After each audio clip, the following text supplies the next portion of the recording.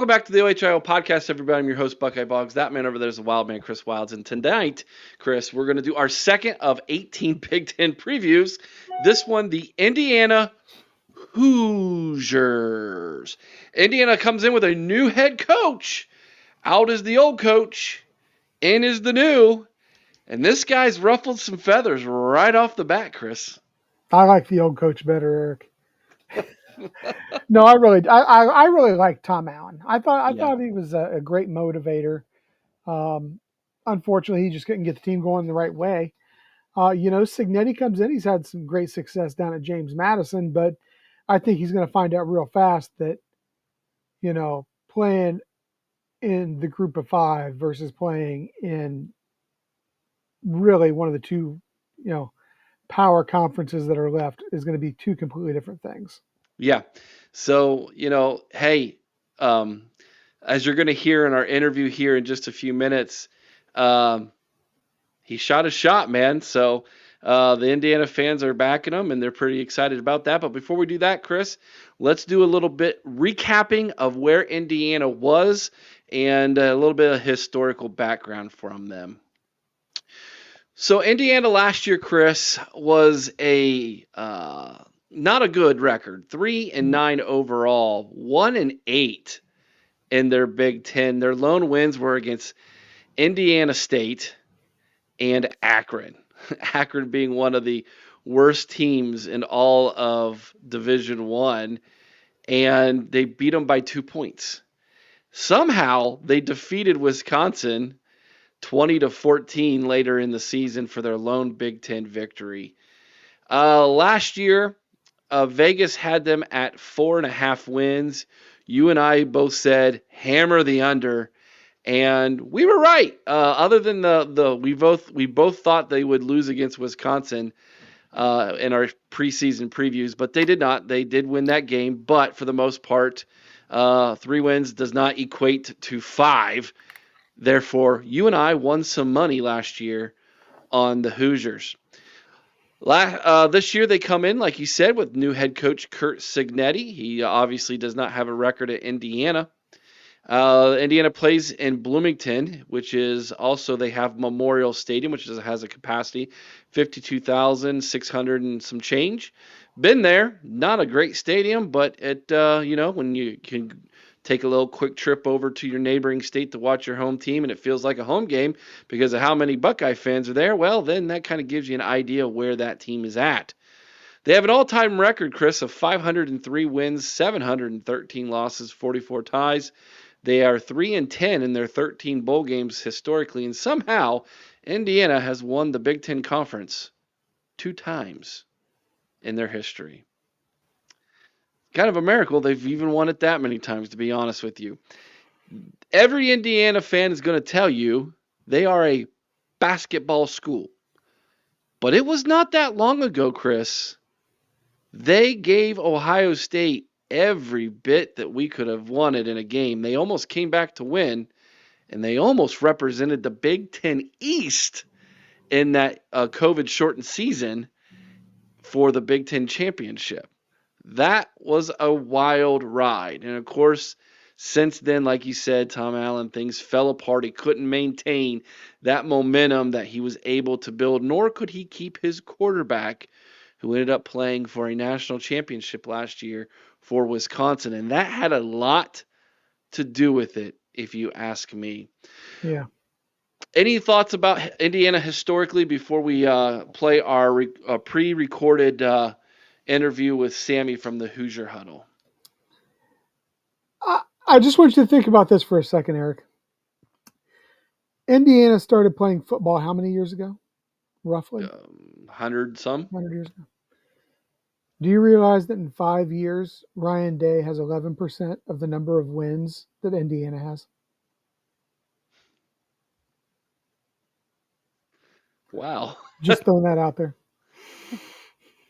Well, that kind of puts things in perspective, it's something.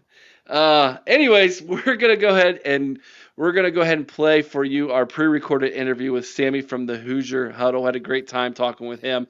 You're going to enjoy this interview. Hang tight. And welcome back to the OHIO podcast, everybody. And now we are joined by our special guest, Sammy Jacobs from the Hoosier Huddle, our sister podcast on the College Huddle.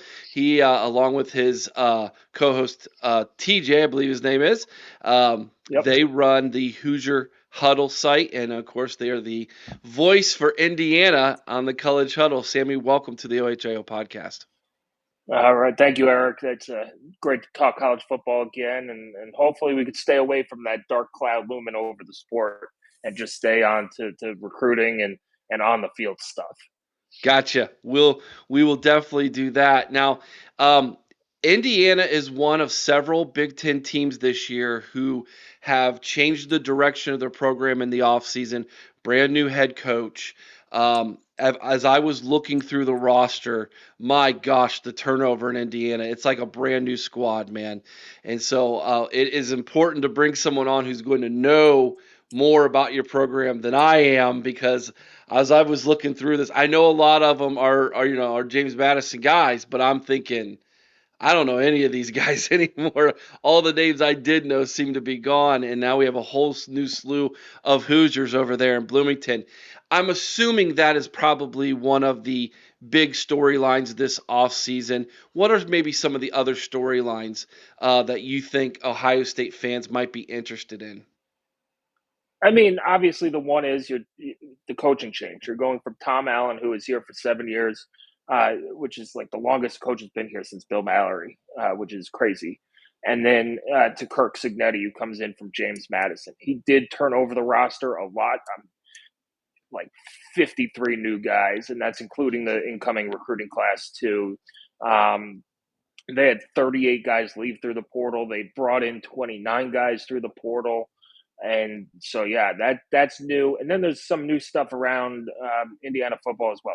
They're new jerseys that don't really look new, but they're new.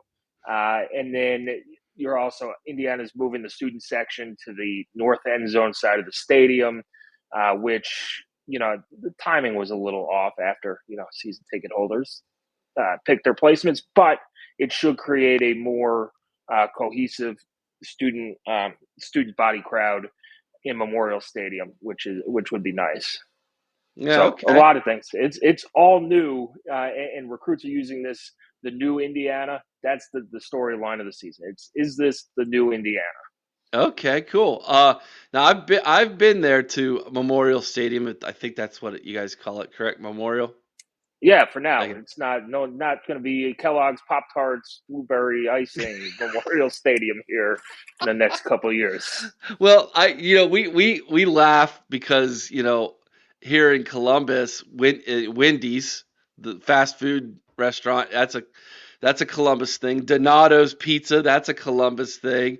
And then White Castles. And I can't even imagine a White Castle logo. I mean, you can think about all the jokes about sliders and happening in Ohio Stadium. But what's the big company there in Bloomington? Like, is there a big industry that might jump on that?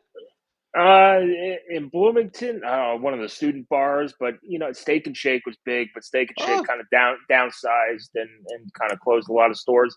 Maybe Eli Lilly, a racing company, something like that. Lucas Oil. Hey, I mean, they're just a little bit north, right? Yeah, the Lucas Oil is just a little bit north of Bloomington, so there's a lot of options.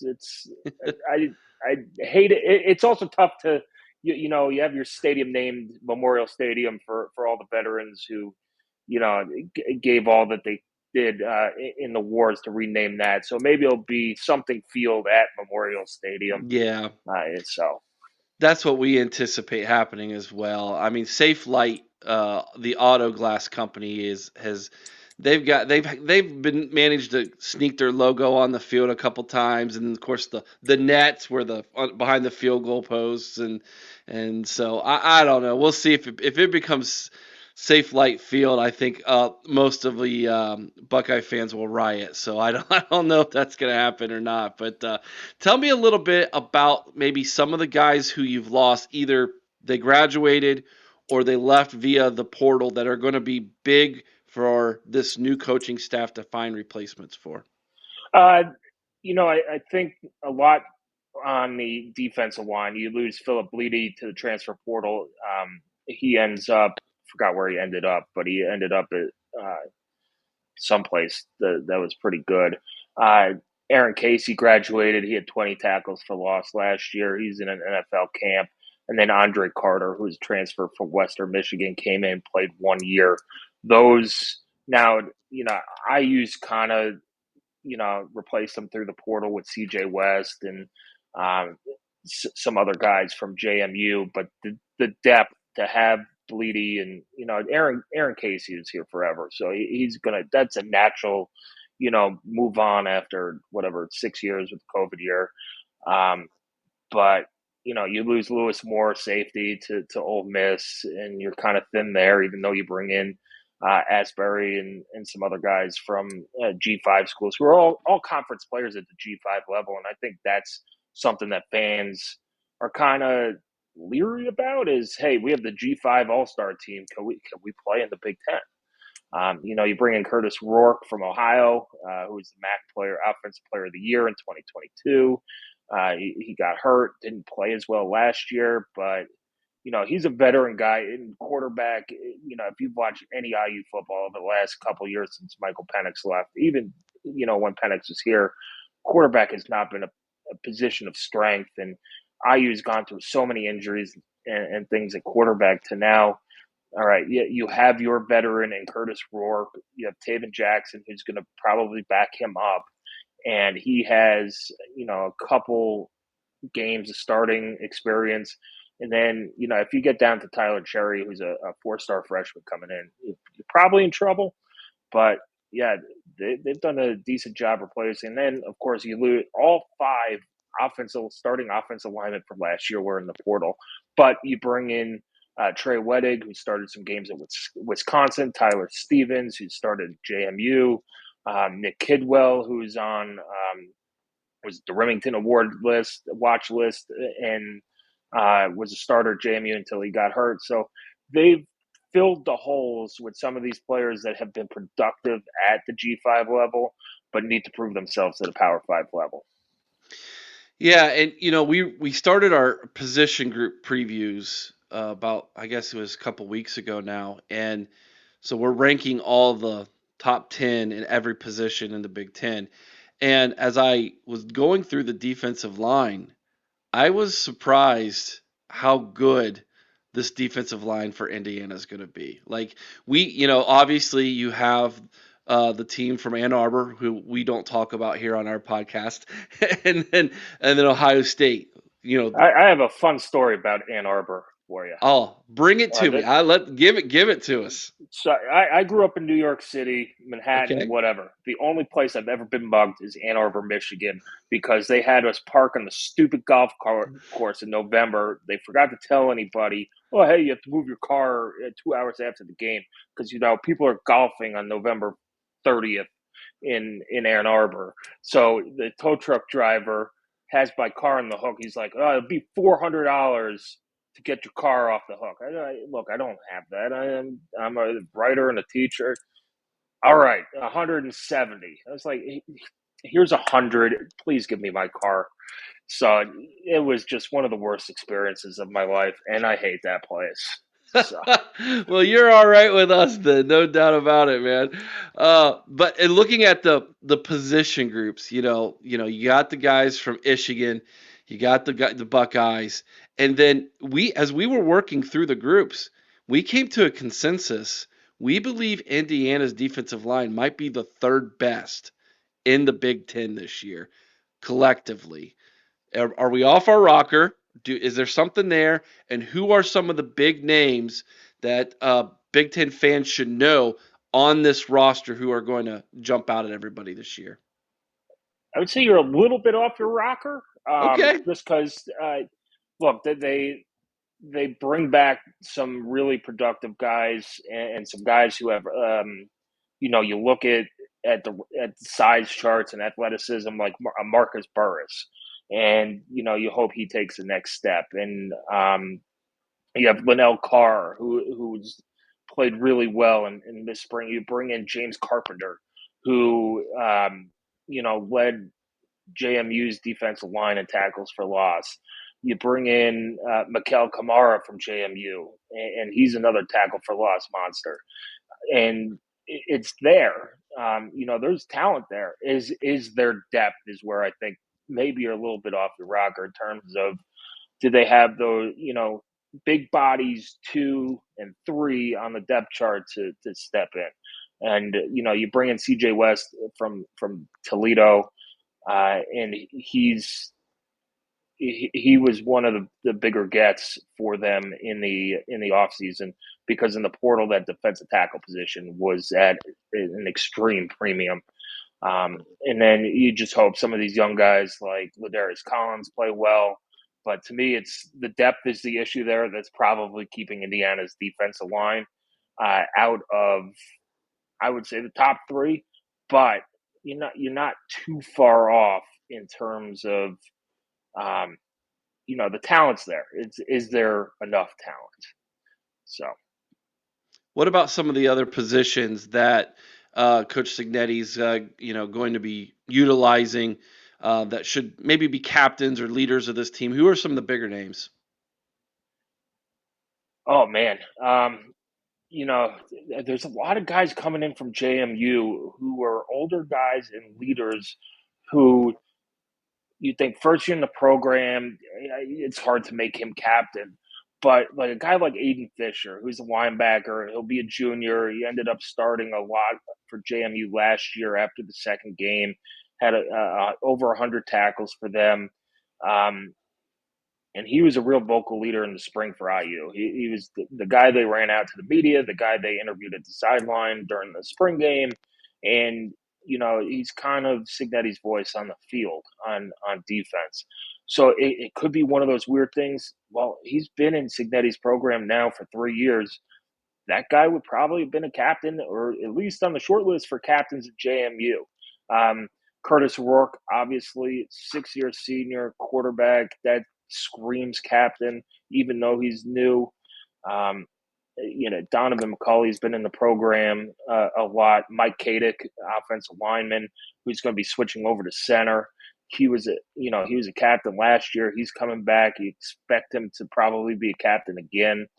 And then everybody else is new, and you're probably going to have to fight. But if you had to go with those 3 guys, Kadick, Rourke, and Aiden Fisher, you feel pretty comfortable with them at captain. Gotcha. So let's take a little bit look at kind of like maybe the team from a strength and weakness of point of view. If you were to, I guess, kind of put your prediction cap on, where do you think the strength of this team will be in 2024, and where does the weakness seem to be? I think the strength for the first time in a long time is going to be on offense. I think the running game is going to be pretty good. You bring in three or four new running backs there. Kalon Black is really good. Elijah Green, and then you bring in Justice Ellison from Wake Forest. You totally rebuilt that running back room. You've got 3 guys who can run the ball and run the ball hard. The offensive line, which has been a weakness, is now starting to become more of a strength with Bob Bostad there for a second year and bringing in some new players from the transfer portal. And then the wide receiver core. You bring in Elijah Surratt from JMU, who had over 1,000 yards. Donovan McCulley has shown he could be a menace in the Big Ten when he plays well.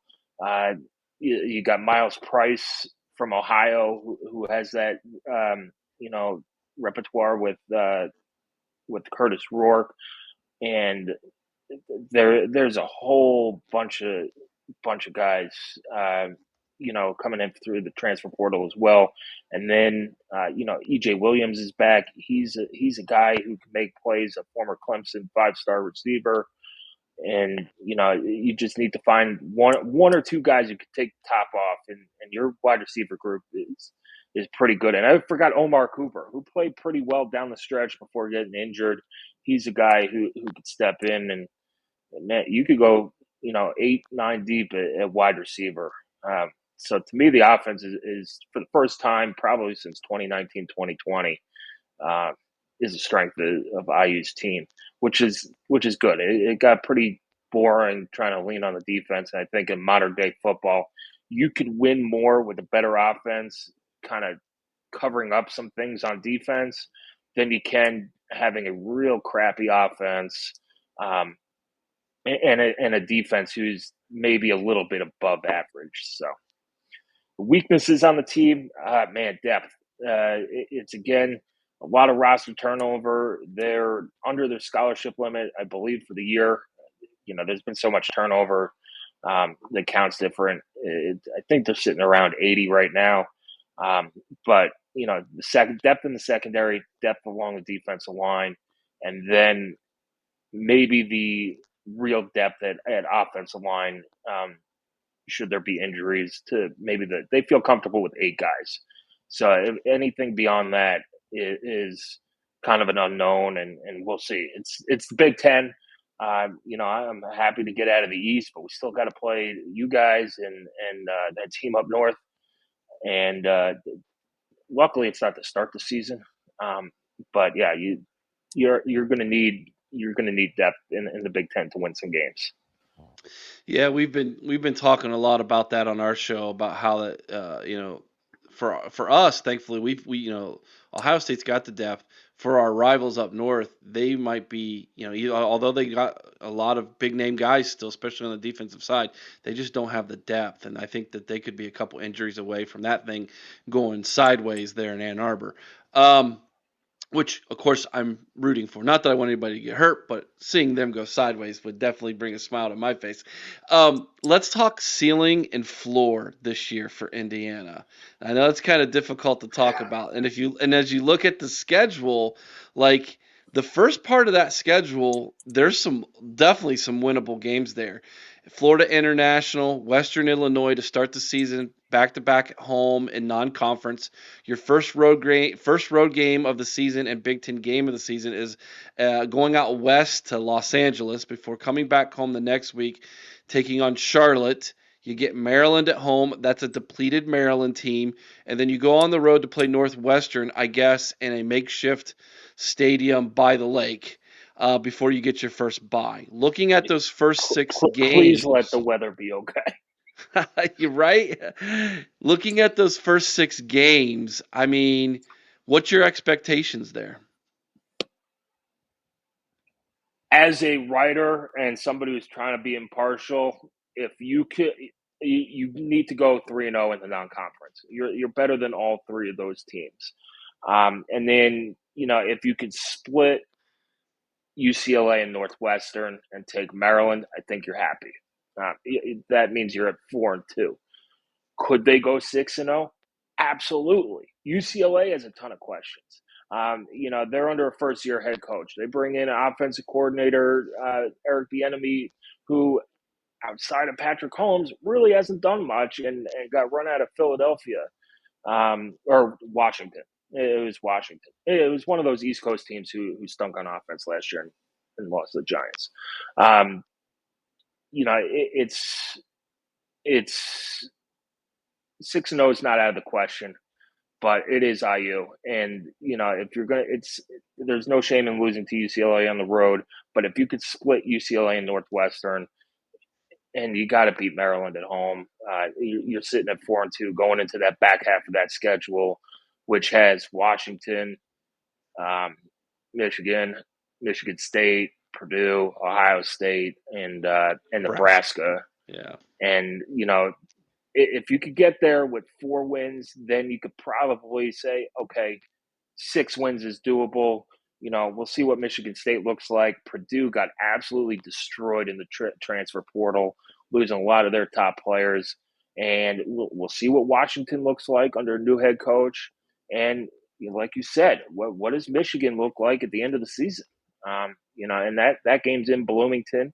So, the floor is probably 3-9, and that would be an absolute disaster. You bring in Kirk Cignetti. He's talked a lot about, hey, I win, Google me. Well, it's the immovable object against the unstoppable force. Yeah. The immovable object that is IU football would have won that battle. The ceiling is probably 8-4. maybe 9-3. Woo! It's and that's, I'm not saying that there's a high percentage chance, but anything I think anything over 6 wins is gravy. Like if you get 6 wins, everybody should be ecstatic in Bloomington. You're starting to build some momentum, and you're like, okay, hey, here we go. And I think outside of Bill Lynch's first year in 2007, which was a crazy year coming off the passing of Terry Hepner, like no Indiana head coach like since the 40s has come in and had a winning record.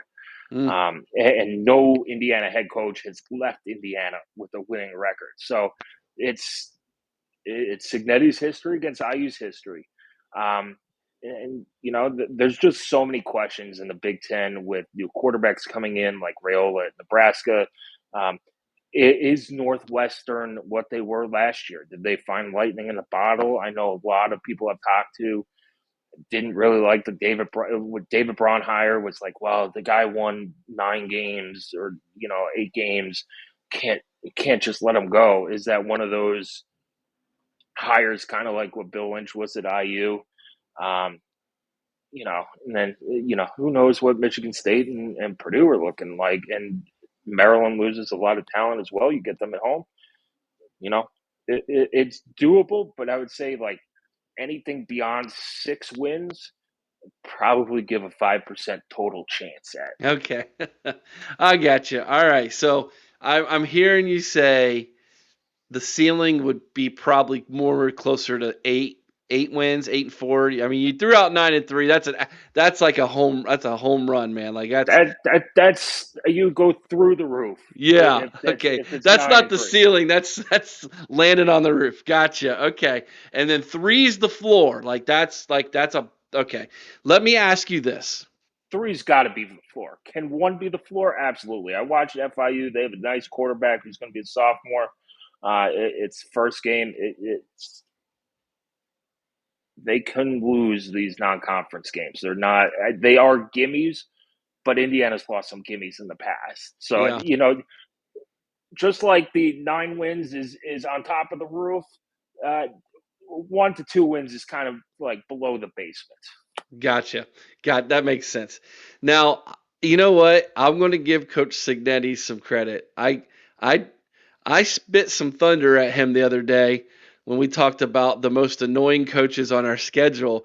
I mean, this guy comes out, gets the job. You referenced his Google Me comment, which kind of made everybody's eyebrows kind of raise. And then he gets handed the microphone at a basketball game.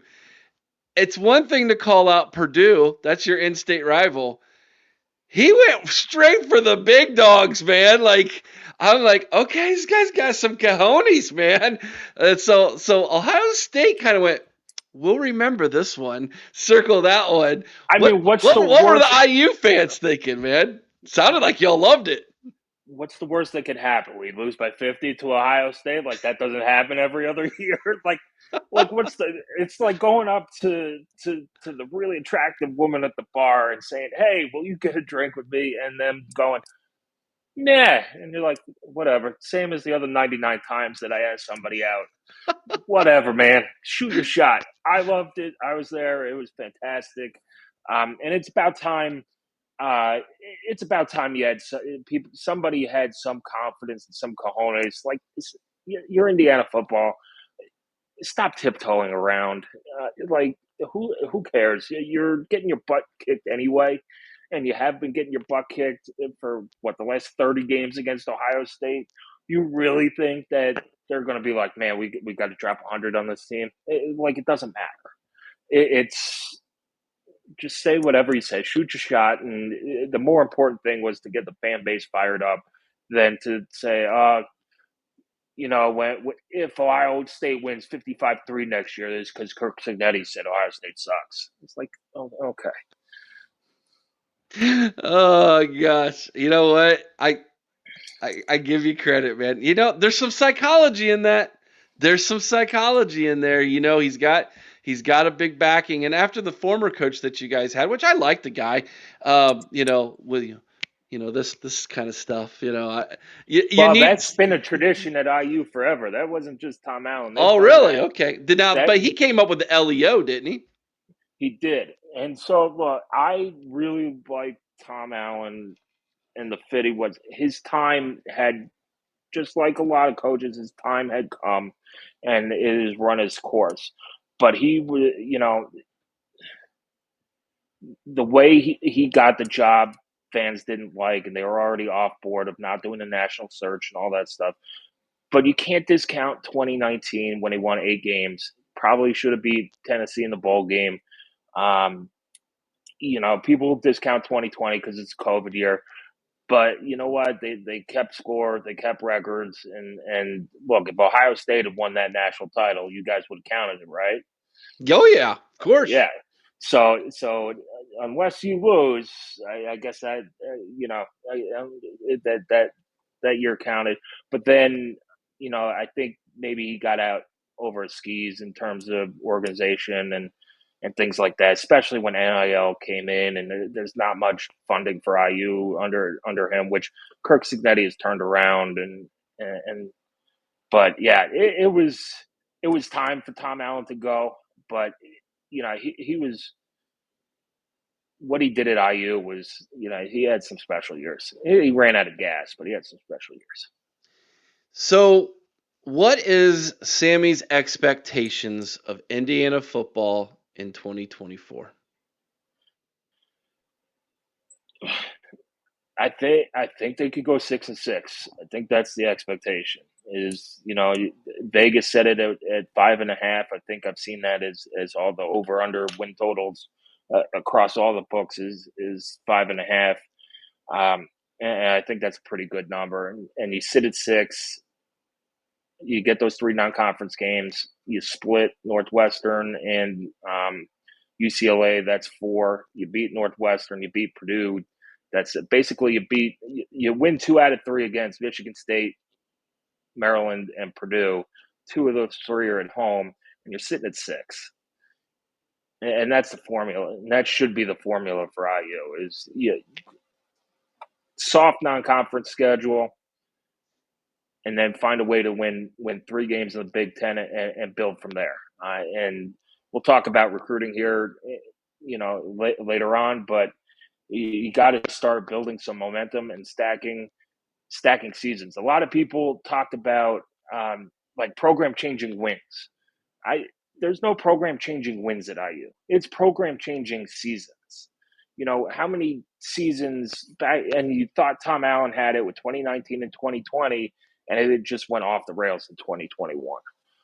And that's what it is. They beat Missouri under Kevin Wilson in 2014. Everybody said, "Oh, that was a program-changing win." Well, they went 4-8 that year, and we're lucky to beat a terrible Purdue team. Yeah, Sudfeld got hurt and all that stuff, but the next year, you go 6-6. 2016, you go 6-6. Was that a program-changing win? Not really. You beat Penn State, you beat Michigan in the COVID year. It was a momentum changing win, but all that went out. It could go out the window in a game like it did against Iowa that has taken seasons to build up. Gotcha. Hey, Sammy, tell everybody where they can find the Hoosier Huddle, man. You can find us on the internet at HoosierHuddle.com, on X, formerly known as Twitter, at Hoosier_Huddle, and then on YouTube as well at YouTube.com / Hoosier Huddle as well. And then our podcast is also on all the Spotify, Apple Music, whatever other podcast hosts are out there. We're on there as well. Awesome. Go check out their website. They have a really nice website, and they are really good writers. And so we'll be doing more collaborations with them. Obviously, as we get into the season, you'll see them if you follow any of the other College Huddle podcasts, including theirs. By the way, go over, check them out. Give them a like, subscribe to their YouTube channel. All that stuff really does help all of us out. And when you click on their articles, man, it helps them out as well. So please do that as well. Sammy, thank you so much, man. Yeah, thanks, Eric. Anytime talking Yep. IU football, especially in the summer with the season coming up. There you go. Good luck this season, man. All right, thanks. And we appreciate Sammy joining us from the Hoosier Huddle. Make sure you guys go out and check their website. We'll have him back on again, I'm sure. Next time, either next year or back when or when we play Indiana.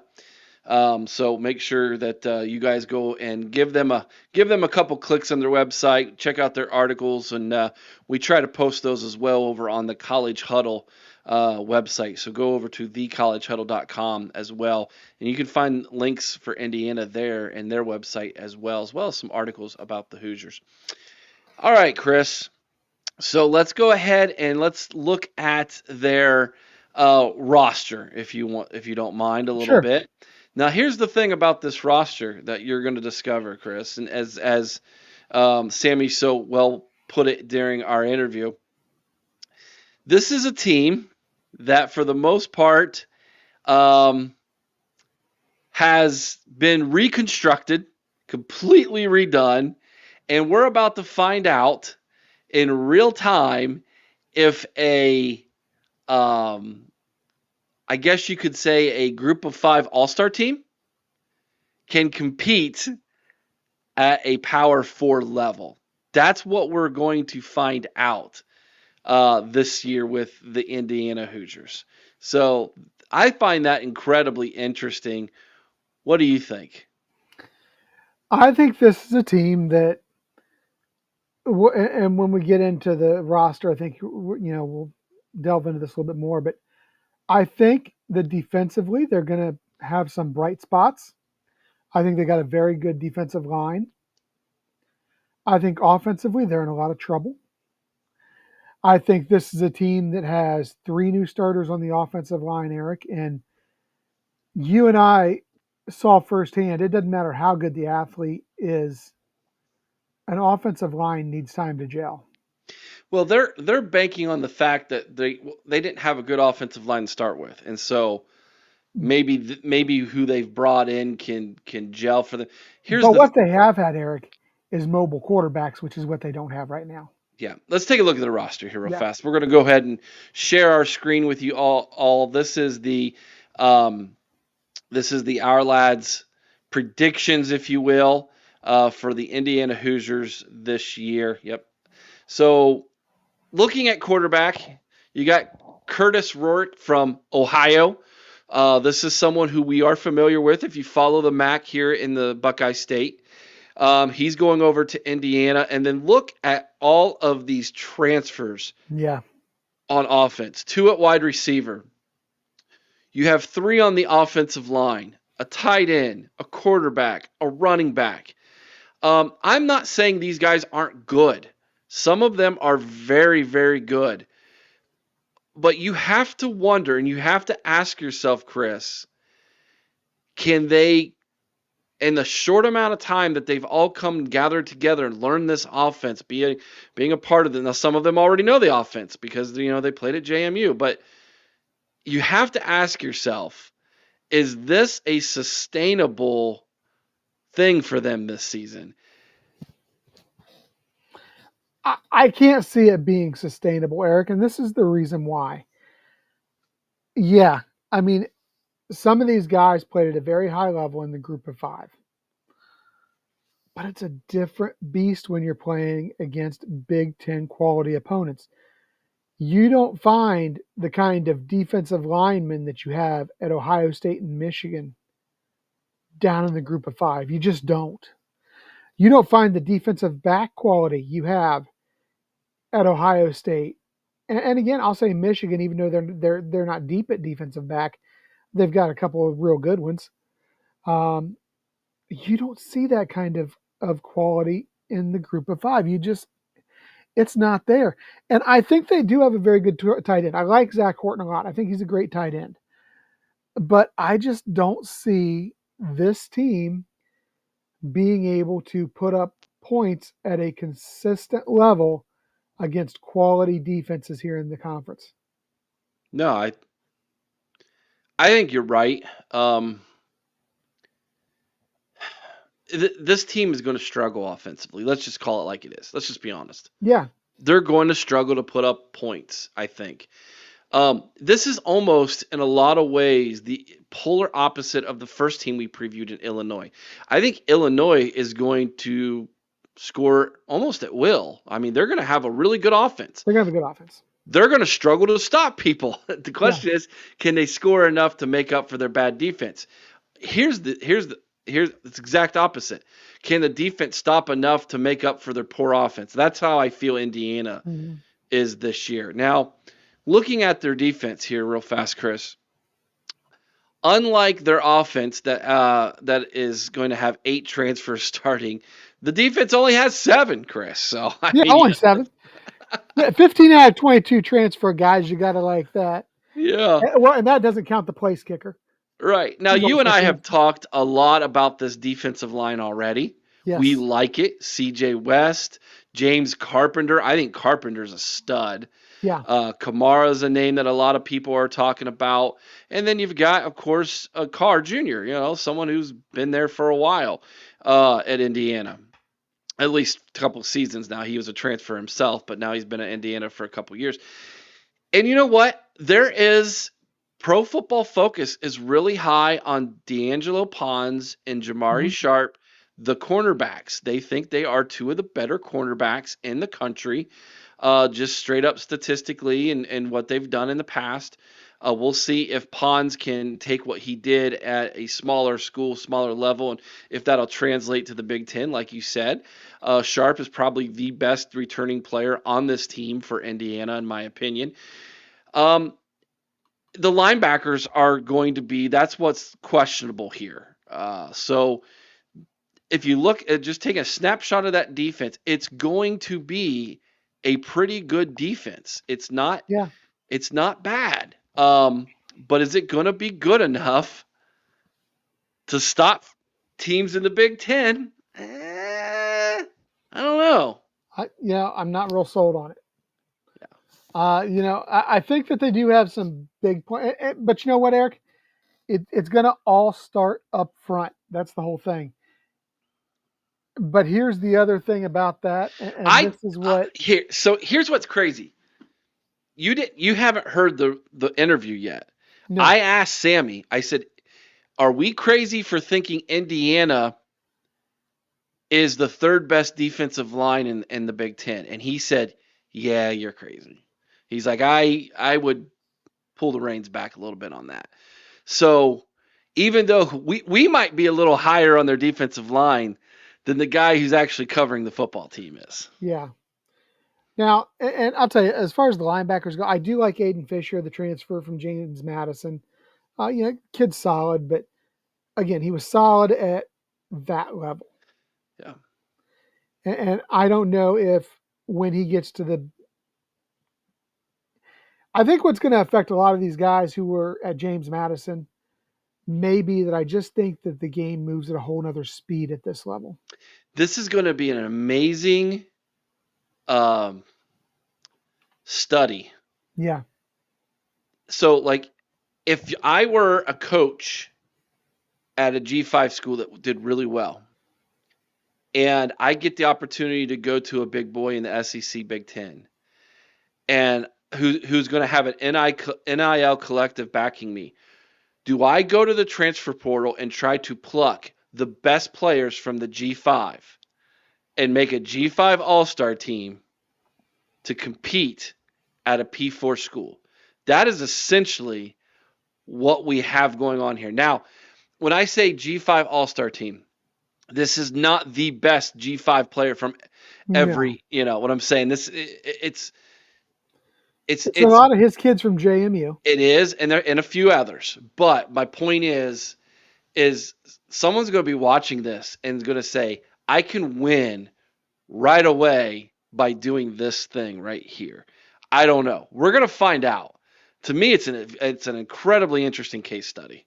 Yeah, I agree. But this is the thing too, Eric. I think, and you keep talking about going up against a P4 school. Can I just say that I do think that Indiana, if they were in the Big 12 or even the ACC, might be a 500 team. I would say that's an absolutely fair statement. Yes. Um, in the SEC and in the Big Ten, they're going to be lucky to catch a conference win. It's going to be difficult for them.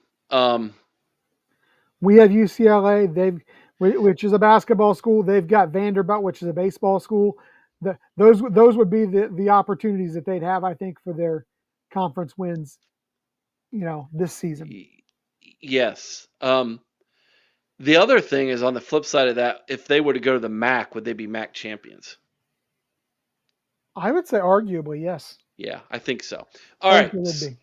So, gosh, that would be incredible. But Toledo might have something to say about that. Right, I know. Yeah, Toledo's no joke. And Ohio wasn't bad either, but now they got their quarterback. So, all right, let's take a look at their schedule here real fast, guys. And as I pull that screen up for us, here is what Indiana is looking at this year.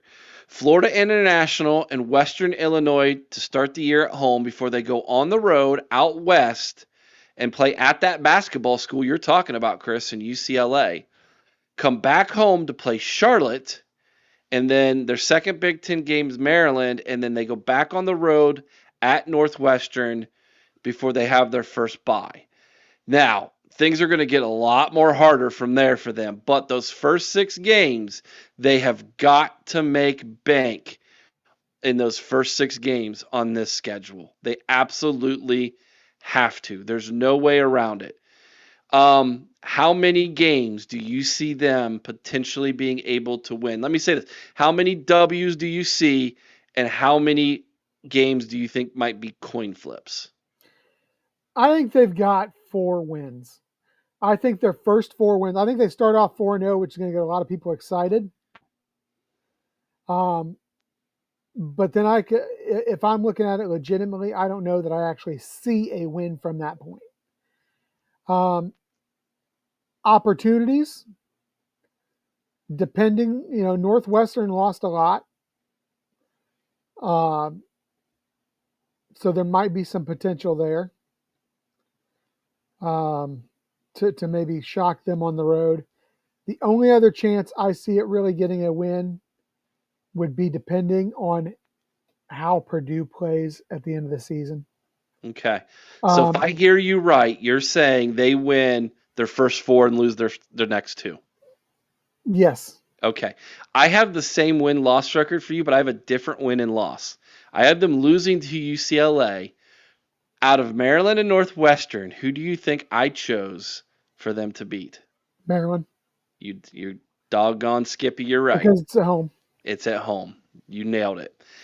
And I don't think Maryland's very good this year. I don't either. So I think that the travel west to UCLA to play in the Rose Bowl, they're going to be starry-eyed. First time they've been there, and gosh, who knows how long.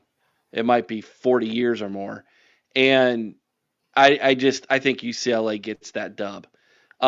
Playing at Northwestern in their makeshift stadium on the lake in the wind, first game in October, that's probably a Northwestern victory.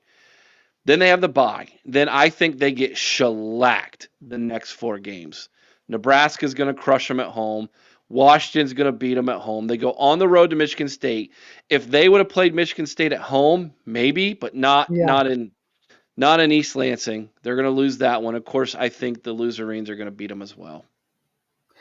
Yeah, and then they get that second bye just to recover just a little bit before Ohio State really smacks them around. Can you imagine? I mean, I don't know what kind of mood Sammy's going to be in that week, but we'll have him on for the preview. We'll see where they're at. Well, here's the thing. Let me tell you. Signetti went out there running his mouth right at the start of the season, or right before the season even started, rather. Yep. Came out there running his mouth. Basically has called out Michigan and Ohio State for all intents and purposes. That guy's got I think a back-to-back butt whooping coming. Even if Michigan's not that good, I think they're going to lay it to him.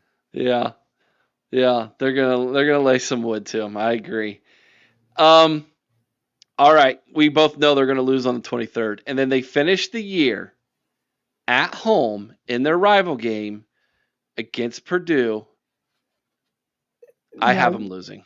I do too, Eric. But you know what? This is the thing.